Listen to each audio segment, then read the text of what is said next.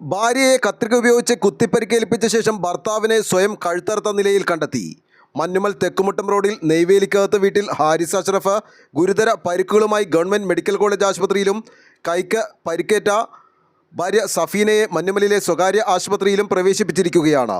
ഇന്നലെ രാത്രി 8 മണിയോടെയാണ് സംഭവം. മഞ്ഞുമൽ ശ്രീകൃഷ്ണസ്വാമി ക്ഷേത്ര റോഡിന് പിൻഭാഗത്ത് വാടക വീട്ടിൽ താമസിച്ചു വരികയായിരുന്നു ആലുവ സ്വദേശിയായ ഹാരിസും കുടുംബവും.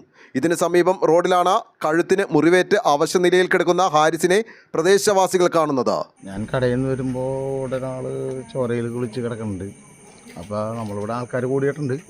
അപ്പോൾ ആൾക്കാരോട് ചോദിച്ചപ്പോൾ പറഞ്ഞു ഇങ്ങനെ സ്വന്തമായിട്ട് കഴുത്ത് മുറിച്ചതാണ് എന്ന് പറഞ്ഞു. അതിൻ്റെ അടിസ്ഥാനത്തിൽ ഇവിടെയുള്ള കൂടിയേക്കണ ആൾക്കാരെ കൂടി പോലീസിനെ ഇൻഫോം ചെയ്യുകയും അവർ ആംബുലൻസായിട്ട് വന്ന് കളമശ്ശേരി മെഡിക്കൽ കോളേജിൽ കൊണ്ടുപോവുകയും ചെയ്തു.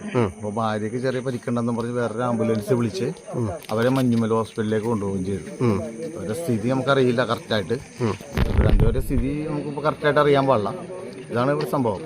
ഇവരിവിടെ കുറെ നാളായിട്ട് 3-4 വർഷമായിട്ട് ഇവിടെയാണ് താമസിക്കുന്നത്. വാടക താമസിക്കുന്നത്. ഇവരുടെ പേര് വിവരങ്ങളല്ലോ അറിയാം. ഹാരിസും സഫീന് വയസ്സ് കാര്യങ്ങൾ അവന് 32 വയസ്സ്.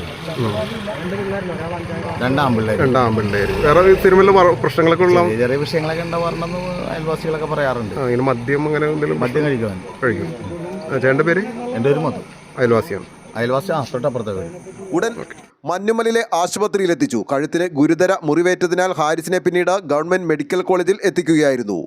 കുടുംബ പ്രശ്നമാണ് സംഭവത്തിന് പിന്നിലെന്നാണ് പ്രദേശവാസികൾ പറയുന്നത്. News desk, Kalamassery.